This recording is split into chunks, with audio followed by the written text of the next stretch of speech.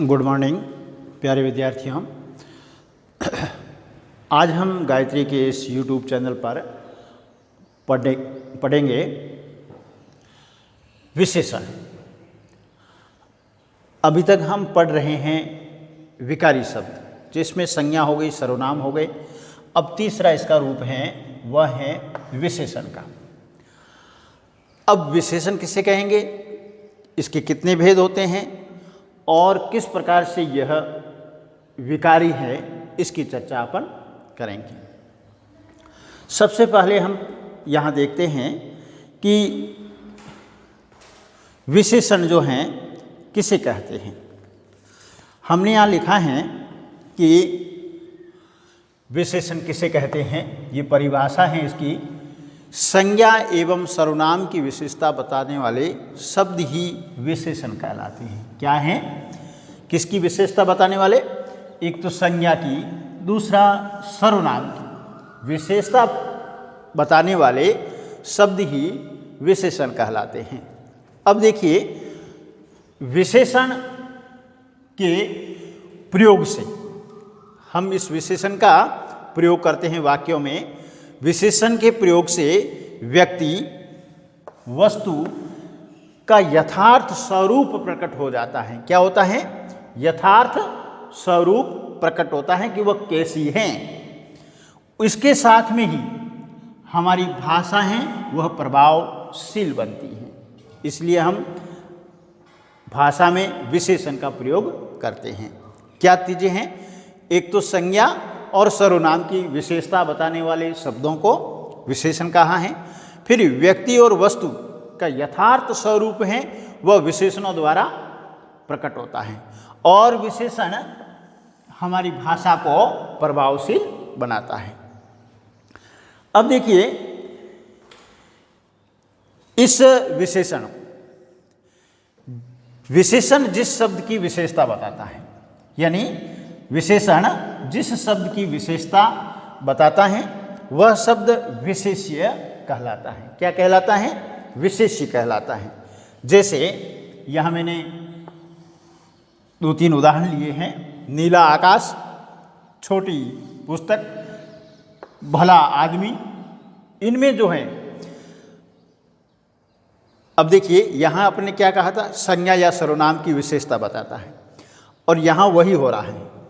और फिर ये कहा है कि दो इसमें आते हैं, विशेष्य और विशेषण। किसमें? सर्वनाम में।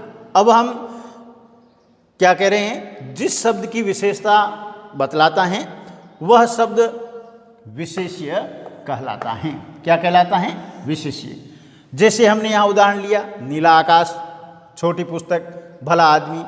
इनमें जो नीला है, छोटा है, भला है, ये शब्द विशेषण हैं। क्या है? विशेषण है। क्यों विशेषण है? क्योंकि यहाँ आकाश की विशेषता बताता है, फिर यहाँ पुस्तक की विशेषता बता रहा है, फिर यहाँ आदमी की विशेषता बता रहा है। ये तो है क्या? विशेषण। कौन से? नीला, छोटा, भला। और ये किसकी विशेषता बता रहे हैं? नीला आकाश की बता रहा है, छोटी पुस्तक की बता रहा है, भला आदमी की विशेषता बता रहा है। अब इसमें जो आकाश हैं, पुस्तक हैं, आदमी हैं, ये क्या है? विशेष्य हैं। क्या है ये? विशेष्य हैं। तो ये आपने ध्यान रखना है, विशेष्य और विशेषण ध्यान रखना है। अब यहाँ अपन बात करेंगे विशेषण के भेद कितने होते हैं, विशेषण के प्रकार कितने हैं, उनकी अपन चर्चा करेंगे। विशेषण के हमने 5 प्रकार किए हैं। कितने प्रकार किए हैं? 5। उसमें गुणवाचक विशेषण है, संख्यावाचक विशेषण है, परिमाणवाचक विशेषण है, और संकेतवाचक विशेषण और व्यक्तिवाचक विशेषण। ये हो गए अपने 5 विशेषण के प्रकार। अब देखिए, हम सबसे पहले पढ़ेंगे गुणवाचक विशेषण हम किसे कहेंगे, इसका जिक्र करेंगे। ऐसे शब्द जो किसी संज्ञा या सर्वनाम, देखिए हम संपूर्ण विशेषण को पढ़ेंगे तो 2 चीज़ों को ही लेके चलेंगे, संज्ञा और सर्वनाम को। ठीक है? और इन्हीं के आधार पर संपूर्ण ये विशेषण हैं।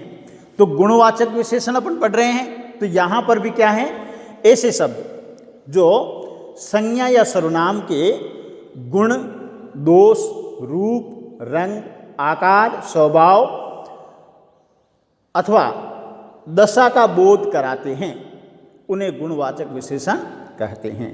देखिए, आदमी के गुण दोष बताएं, रूप बता दें, रंग बता दें, किसी वस्तु की आकार की स्थिति बताएं, व्यक्ति के स्वभाव को बताएं, अर्थात किसी चीज़ की दशा का बोध कराए, तो वह गुणवाचक विशेषण के अंतर्गत आता है। अब देखिए, इसके उदाहरण मैंने लिखे हैं, जैसे पुराना कमीज, काला कुत्ता, मीठा आम। यहाँ पर कमीज है, कुत्ता है और आम है। ये तीन जो चीजें हैं, कमीज का गुण कैसा है, ये पुराना है, इसके गुण बताया है इसका कि ये पुराना कमीज है। कुत्ता कैसा है, काला है, तो यहाँ इसका रंग बताया है। फिर आम कैसा है, आम है, मीठा है, तो यहाँ इसने मीठेपन का गुण बताया है। तो इस प्रकार से यह क्या हो गया है, गुणवाचक विशेषण हो गया है, जहाँ पर कमीज, कुत्ता, आम, इन सभी की गुण को बयान कराता है। फिर देखिए, दूसरा इसमें आता है संख्यावाचक विशेषण। कौन सा है, संख्यावाचक। संख्यावाचक विशेषण किसे कहेंगे, ऐसे शब्द जो किसी संज्ञा या सर्वनाम की निश्चित या फिर अनिश्चित संख्या, क्रम या गणना का बोध कराते हो। ठीक है, वे संख्यावाचक विशेषण होते हैं। इसके दो रूप हैं, अनिश्चित संख्यावाचक और निश्चित संख्यावाचक। अब देखिए, निश्चित संख्यावाचक में संख्या निश्चित है, 1 2 3 4 11 12 जो भी है, तो इस प्रकार से वह निश्चित संख्यावाचक हो जाएगा। अनिश्चित में कोई संख्या निश्चित नहीं है, कई लोग खड़े थे, कुछ लोग आ रहे थे, बहुत से लोग खड़े थे, सब लोग आ गए, अब इसमें कोई संख्या है नहीं, तो इस प्रकार से यह बन जाता है अनिश्चित और निश्चितवाचक विशेषण। फिर तीसरा इसमें आता है परिमाणवाचक विशेषण। परिमाणवाचक विशेषण हम किसे कहेंगे, ऐसे शब्द जो किसी वस्तु, पदार्थ या जगह की मात्रा, तोल या माप का बोध कराते हो। किसका, किसी वस्तु का या पदार्थ का या कोई जगह है, उसकी मात्रा का बोध कराए, वस्तु कितनी मात्रा में है, पदार्थ किस तोल का है, फिर जगह किस माप की है। तो इस मात्रा का, तोल का और माप का बोध कराता है, तो वह परिमाणवाचक विशेषण के अंतर्गत आता है। इसके भी दो भेद हैं।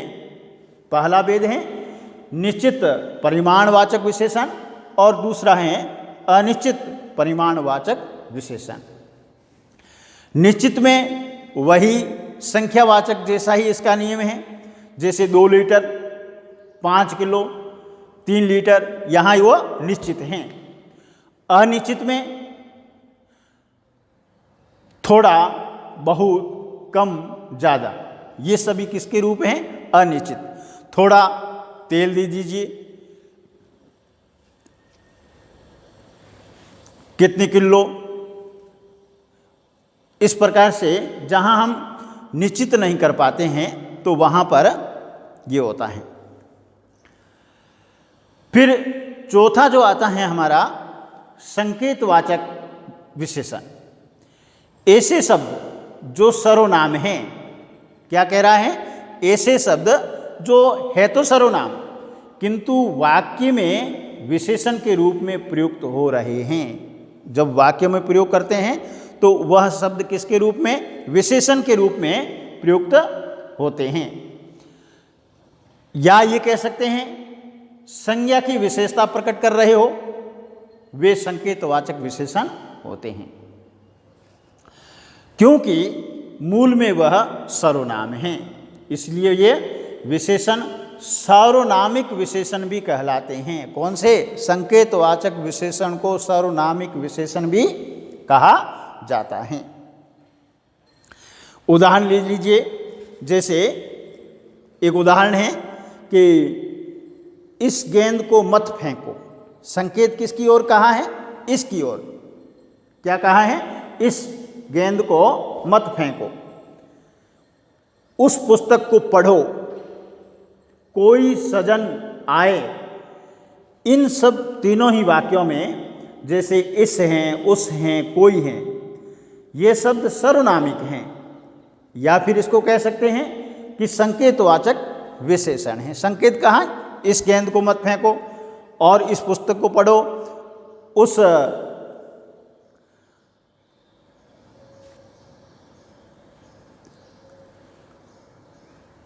पुस्तक को पढ़ो, ये सभी। कोई सजन आए, तो ये सभी जो हैं, जो इस हैं, उस हैं, कोई हैं, ये शब्द संकेतवाचक विशेषण के हैं। फिर आता है व्यक्तिवाचक विशेषण। ऐसे शब्द जो मूल रूप से व्यक्तिवाचक संज्ञा के हैं। क्या है? मूल रूप से तो क्या है?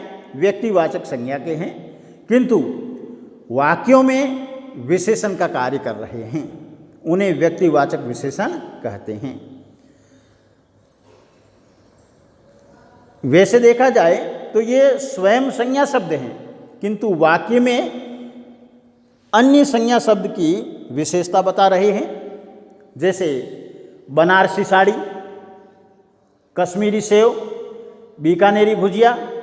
इनमें जो बनारसी हैं, कश्मीरी हैं, बीकानेरी हैं, ऐसे ही संज्ञा शब्द हैं जो यहाँ विशेषण के रूप में प्रयुक्त हुए हैं। साड़ी कैसी है? बनारसी हैं। फिर सेव कैसा है? कश्मीरी हैं। भुजिए कैसे हैं? बीकानेरी हैं। तो इस प्रकार से यह हमारे जो पांचों ही प्रकार के विशेषण थे वह हो गए।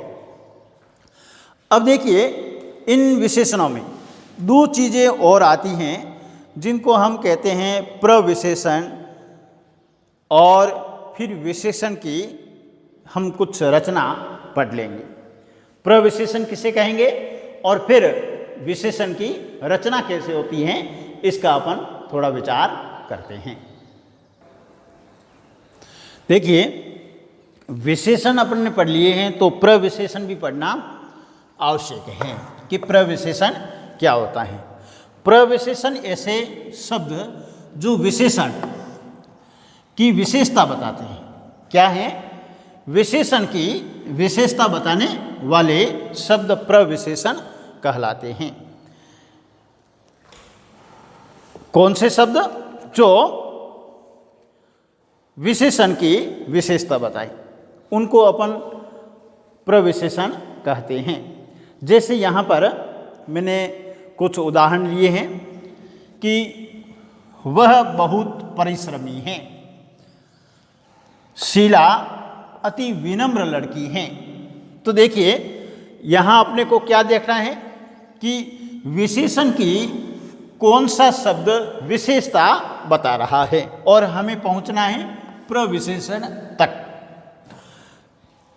तो वह परिश्रमी है, यहाँ तो परिश्रमी जो है क्या हो गया है? विशेषण हो गया है, और विनम्र भी विशेषण हो गया है, यानी दोनों में परिश्रमी और विनम्र विशेषण हैं। अब परिश्रमी कैसा है? यानी जो परिश्रम कर रहा है वो थोड़ा कर रहा है, ज़्यादा कर रहा है, कैसा है? विनम्र है, तो कैसा विनम्र है? कितना है? थोड़ा है या ज़्यादा है या अति है? तब हमने यहाँ क्या कहा कि वह बहुत परिश्रमी है। परिश्रम विशेषण है, बहुत जो लगाया है यह प्रविशेषण है। और फिर विनम्र के आगे हमने क्या लगाया, अति लगाया है, तो यह भी प्रविशेषण है। यानी विशेषण के आगे जोड़ करके उस विशेषण की विशेषता बताता हो तो उसको हम प्रविशेषण कहते हैं। तो यहाँ परिश्रम और विनम्र तो हो गया विशेषण, बहुत और अति क्या हो गया है, प्रविशेषण हो गया है। तो ये हमारा था प्रविशेषण। अब जो है हम इसका जिक्र करेंगे थोड़ा सा कि विशेषण की रचना कैसे होती है। कुछ शब्द मूल रूप में विशेषण ही होते हैं, कुछ शब्दों की मूल उत्पत्ति ही विशेषण से ही है और विशेषण ही होते हैं, किंतु संज्ञा हैं, सर्वनाम हैं, क्रिया हैं या फिर अपन कहते हैं अवयव शब्दों के साथ जब प्रत्यय जुड़ जाता है तो वह विशेषण बन जाता है या विशेषण बनाए जाते हैं। जैसे अपन यहाँ पहला उदाहरण लेंगे, संज्ञा से विशेषण। संज्ञा से विशेषण कैसे बनेगा, जैसे ये संज्ञा है और इसके आगे अपन प्रत्यय लगाएंगे, संज्ञा के साथ में प्रत्यय जुड़ जाएगा तो वह विशेषण हो जाएगा। जैसे यहाँ रंग जो है संज्ञा है और इसके पीछे इन जुड़ गया तो ये क्या हो गया है, रंगीन, तो ये रंगीन जो है विशेषण बन गया है।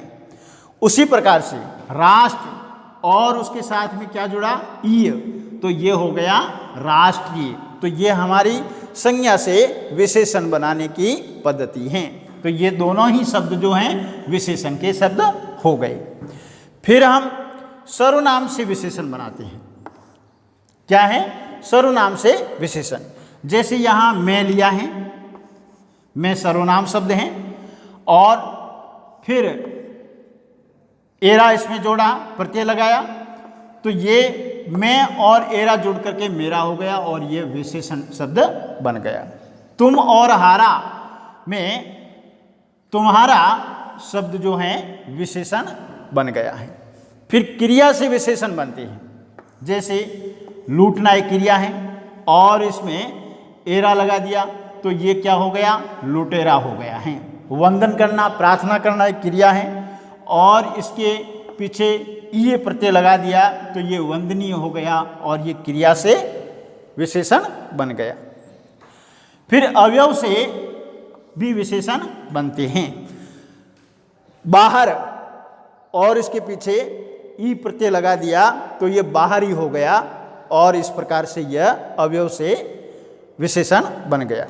पीछे और यहाँ ला जोड़ दिया, इसमें ला प्रत्यय लगाया और क्या बन गया है, पिछला, तो इस प्रकार से यह क्या बन गया है,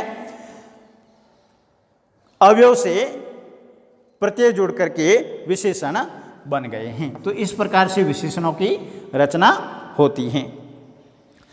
आज हमने विशेषण की एक व्यापक चर्चा कर ली है। कल हम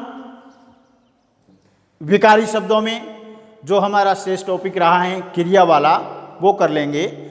आपको हमारा ये YouTube चैनल कैसा लगता है आप कमेंट कीजिए, लाइक कीजिए और अपने मित्रों में, दोस्तों में शेयर कीजिए। धन्यवाद।